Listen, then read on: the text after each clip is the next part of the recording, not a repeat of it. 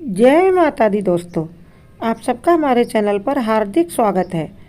हम में से अधिकांश लोग यह नहीं जानते हैं कि देवी दुर्गा की पूजा में कलश क्यों स्थापित करते हैं। अब नवरात्रे आने वाले हैं, हमें ये अच्छे से मालूम होना चाहिए कि इसका क्या विज्ञान है, क्यों यह ज़रूरी है, कैसा कलश रखना चाहिए, उसमें क्या भरना चाहिए तथा कलश की ऊर्जा का क्या महत्व है, हमें इससे क्या शुभ फल मिलेंगे।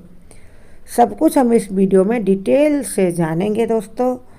और पूजा से पहले कलश का पूजन भी करते हैं, ये भी जानिए। तो ये सारी चीज़ें डिटेल से जानने के लिए हमारे चैनल से हमेशा जुड़े रहिए और चैनल को ज़रूर से सब्सक्राइब करिए। माता रानी के भक्त चैनल ज़रूर सब्सक्राइब करें और इस वीडियो को ज़्यादा से ज़्यादा लोगों में शेयर भी करें।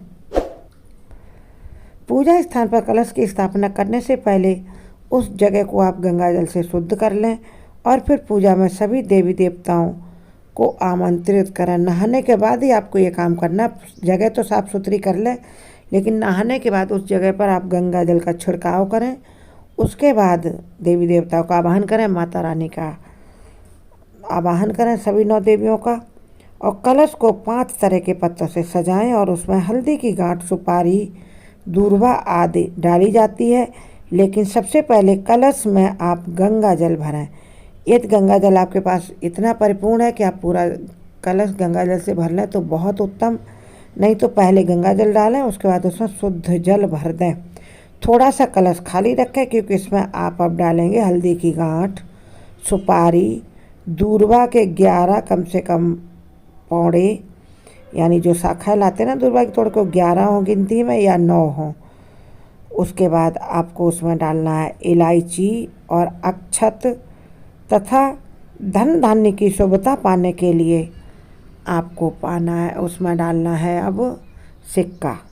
इसमें यदि आप 5 रुपए का सिक्का डालें, क्योंकि ये पीतल का होता तो शुभ रहेगा, 1 या 2 का सिक्का ना डालें। चांदी का आपके घर में सिक्का हो तो बहुत बेस्ट है, उसको डालें।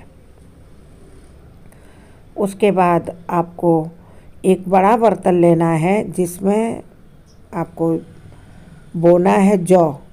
तो खेत से आपने मिट्टी ला के रखी होगी या कहीं अच्छी जगह से साफ़ सुथरी मिट्टी ला के रखी होगी, तो उस बड़े पात्र में पहले मिट्टी की परत डालें, उसके बाद जौ की परत डालें, फिर थोड़ा सा पानी छिड़क दें और फिर से उस पर जौ बोए, मिट्टी डालें, फिर पानी छिड़कें।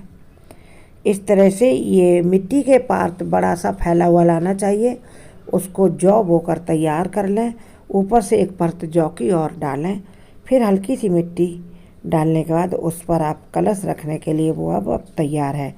लेकिन उसके नीचे भी आपको, जहाँ वो आप जवारे वाला यानी जौ का पात्र रखेंगे पूजा स्थान में, तो हमने आपको बताया था किस दिशा में रखना। पहले तो दिशा का ध्यान करिए। दिशा, यदि आपके घर में ईशान कोण में कलश रखने के लिए, माता की पूजा करने के लिए दिशा है तो अति शुभ। ईशान यानी ईस्ट और नॉर्थ का कॉर्नर, नहीं तो फिर आप उत्तर दिशा में या फिर पूरब दिशा में शुद्ध ये कलश आप रख सकते हैं। यदि आपका पूजा घर उत्तर या पूरब दिशा में है तो बहुत अच्छा, नहीं तो ईशान कोण में आपको अलग से जगह 9 दिन के लिए बना लें तो भी अच्छा रहेगा, क्योंकि सबसे शुभ फल इसी जगह देता है माता का पूजन और कलश। और माता में श्रद्धा और मनोवांछित फल की प्राप्ति के लिए आपको पूरी श्रद्धा भाव से ये करना है। और उसके बाद अब हम आपको बताते हैं कि कलश में ये चीज़ें आपने डाल दी हैं, कलश भर लिया है, इसके ऊपर अब आपको रखने हैं आम के पल्लव, यानी आम के हरे पत्ते। एक छोटी टहनी तोड़ के लाएं, 5-7 पत्ते उसमें लगे हों। यदि आप इसके साथ 4 और पेड़ों के पत्ते ला पाएँ तो अति शुभ है।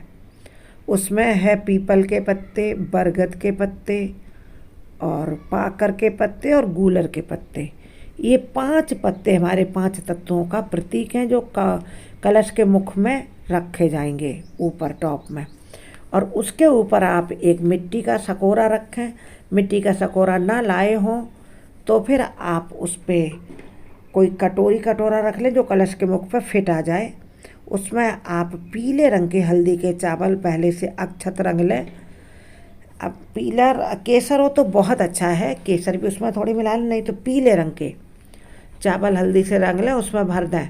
और कलश भी आप तांबे का रख सकते हैं, सोने का, पीतल का या फिर मिट्टी का। स्टील के लोटे का कलश कभी भी ना रखें, ये बहुत ही निषिद्ध होता है, अशुभ फल देने वाला हो जाता है। इसलिए आपको अगर तांबे या चांदी का लोटा नहीं है तो फिर आप उसमें मिट्टी का नया कलश खरीद लें, उसमें ये सब तैयारी अपनी कर लें। फिर ये 5 पत्ते डालकर, 5 पेड़ों के पत्ते पल्लव डालकर उसके ऊपर जैसे मैंने बताया कटोरा सकोरा कुछ भी रख लें, मिट्टी का सकोरा लाएं, अक्षत रंगे हुए पीले रंग से उसको भर दें। उसके ऊपर आप एक नारियल रखें। नारियल को सबसे पहले क्या करना है, आपको जटा वाला नारियल लाएं और बिल्कुल उसमें जटा ना लगी हो ऐसा नारियल ना रखें। मजबूरी में आप सूखा नारियल भी रख सकते हैं यदि आपके पास उपलब्धि नहीं है तो, क्योंकि श्रद्धा से आप जो करेंगे वह पूर्ण फल आपको देगा। ज़्यादा आप उलझन में ना पड़ें। नारियल को आप लाल चुनरी या लाल कपड़े में लपेटें, उसमें कम से कम कुछ 11 रुपये या 21 रुपये उसमें अंदर बंद कर दें। उसके बाद उसे मौली या कलावा से लपेट कर 7 या 9 उस पर लपेटे मार दें, जिससे आपका नारियल खुले नहीं। उसके ऊपर रख दें और कलश के मुख पर भी कलावा बांध दें। मुख पर यानी गर्दन जो होती ना, जहाँ से कलश ऊपर को मुड़ा होता, तो उस नेक पर कलावा बांध दें। ये बहुत ही शुभ होता है। अब जहाँ पर आपको ये कलश रखना है वो जगह आपने गंगा जल से खींच ली होगी, यानी गंगा जल आपने छिड़क दिया होगा। अब वहाँ पर पहले आप रोली से या हल्दी से अष्टदल कमल बनाएं, जो सुख समृद्धि का, माता लक्ष्मी का प्रतीक होता है। अष्टदल कमल के ऊपर आप एक छोटी सी पीले रंग के चावल की ढेरी बनाएं। उसके बाद ये जौ बोया हुआ पात्र रखें, फिर उसके अंदर कलश रखें। कलश अब आपने रख लिया है। अब इसके बाद आप इस पर सभी देवी देवता को आवाहन करें। कलश जो है उसके कलश के मुख में विष्णु का वास होता है। कलश के जो गर्दन होती है नेक, वहाँ शंकर का, शिव का वास होता है। और कलश के रूट में यानी कलश के नीचे पेंदे पर ब्रह्मा का वास होता है और बीच में सभी मातृ शक्तियों का वास होता है। और कलश जो है ना हमारे 5 तत्वों का भी प्रतीक होता है। कलश ब्रह्मांड का भी प्रतीक है। तो उस ब्रह्मांड में आप सभी आम के पत्ते, धन धान्य, चावल, सुपारी, इलायची, सभी चीज़ें इसलिए डाली जाती है, ये सभी चीज़ें हमारे लिए शुभता प्रदान करें। और इसके बाद ये सब रखने के बाद आप माता दुर्गा की फ़ोटो या मूर्ति जो आपने रखी हो पूजा के लिए उसे स्थापित करें।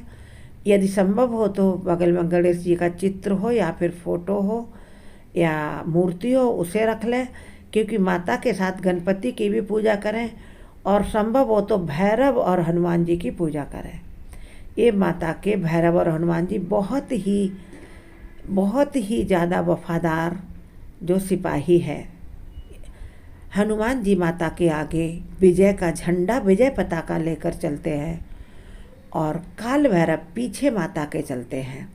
माता बीच में रहती, माता के ये मानस पुत्र आगे पीछे चलते हैं। जय माता दी। कोई और हो आपका डाउट या उलझन तो आप कमेंट बॉक्स में लिखें, आपको उचित जवाब दिया जाएगा और तुरंत दिया जाएगा, जिससे आपकी सभी शंकाओं का समाधान हो। माता रानी सभी पर कृपा बनाए रखें। जय माता दी कमेंट बॉक्स में अवश्य लिखें।